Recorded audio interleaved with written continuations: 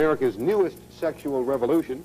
I don't know what's new about homosexuality. I guess it's been around for centuries and centuries and thousands of years, but they call it the newest sexual revolution, and maybe it is. If any one of you have let yourself become involved with an adult homosexual, and you're doing this on a regular basis, you better stop quick, because this is one thing you cannot get away with, and the rest of your life will be a living hell.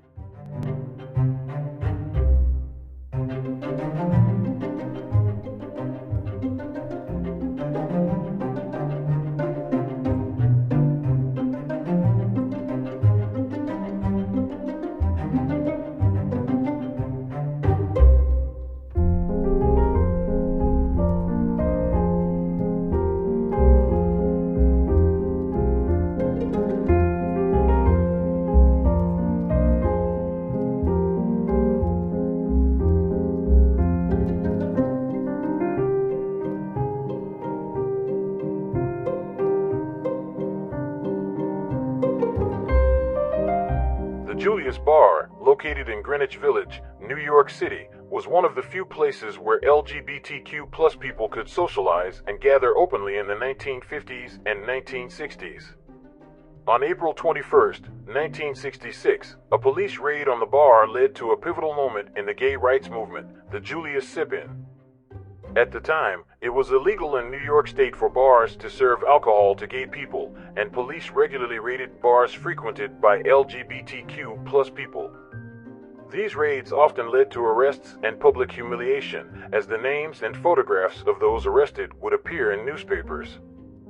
The Julius Sip-In was organized by a group of gay rights activists comprised of Randy Wicker, Dick Leitch, and Craig Rodwell, who were all members of the Mattachine Society of New York. The three men were inspired by the sit-ins and protests that were happening as part of the broader civil rights movement and saw an opportunity to use similar tactics to challenge discrimination against LGBTQ plus people. On the day of the sip-in, the trio arrived at the Julius Bar and informed the bartender that they were gay, and as they were promptly denied service, they openly revealed that they were there to challenge the law that prohibited bars from serving gay people as well as those perceived to be anything other than heterosexual and cisgender. To protest, the three sat down and waited for the police, who were ultimately unable to arrest them as they had not actually been served alcohol and were thus in violation of no laws. With their sip-in, the three activists were successful in getting the media to cover the event, which helped to raise awareness about the discrimination faced by LGBTQ plus people. Promptly, the New York Times ran a story on the sip-in the day after it happened. The article, titled "Three Deviates Invite Exclusion to Gain Equality," described the sit-in as a new twist in the long campaign for the rights of homosexuals. The New York Daily News also covered the sip-in the day after it happened, publishing an article titled "Gay Stage Sit-In at Village Bar." Alike, the Village Voice, a local alternative newspaper, also covered the sip-in in detail with an article titled "Three Men of the Mattachine Society Challenge New York Liquor Authority's Refusal to Serve Homosexuals," which provided a more in-depth look at the motivations behind the sit-in by directly quoting one of the organizers of the sip-in, Dick Leitch, as saying, "We are not interested in bars alone. We are interested in civil rights. We believe we have a right to sit down in any public place and be served." Eventually, in 1967, the New York State Liquor Authority ended its policy of revoking the licenses of bars that served gay people, thanks in part to the advocacy efforts of activists like those who organized the Julius Sip-In. The event helped to pave the way for other legal and social changes that would benefit LGBTQ plus people in the years to come. Randy Wicker, Dick Leitch, and Craig Rodwell were three key figures in the early gay rights movement in the United States. Each of them played a unique role in advocating for LGBTQ plus rights and challenging discrimination against LGBTQ plus people. In hindsight, the Julius Sip-In was a pivotal moment in the fight for gay rights, as it helped to bring attention to the discriminatory laws that targeted LGBTQ plus people and later on inspired similar protests and demonstrations like the Stonewall riots. The Mattachine Society of New York was one of the first gay rights organizations in the United States. It was founded in 1950 by a group of gay men who were interested in advocating for the rights of LGBTQ plus people. The name Mattachine comes from a medieval French society of masked performers who used satire and humor to critique the ruling class. The founders of the Mattachine Society saw themselves as using similar tactics to challenge the societal norms and prejudices that marginalized LGBTQ plus people. Of primary concern of the Mattachine Society was the criminalization of homosexuality. At the time, same-sex relationships were illegal in most states, and LGBTQ plus people faced arrest and prosecution simply for being who they were. Through legal advocacy and public education then, the Mattachine Society aimed to openly challenge these laws. In terms of political affiliations, the MSNY was not officially aligned with any political party, but the group's political ideology was generally liberal or progressive in nature. Many of their early members were left-leaning or progressive in their political beliefs, and the group's founders were inspired by the ideals of the Communist Party and other left-wing organizations.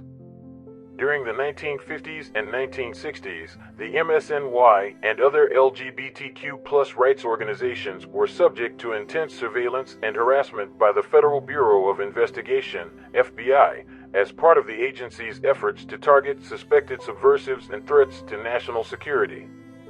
The FBI's surveillance of the MSNY was incredibly and unnecessarily extensive, as agents were known to infiltrate meetings and events, monitor phone calls and mail, and gather other forms of intelligence on the group's activities.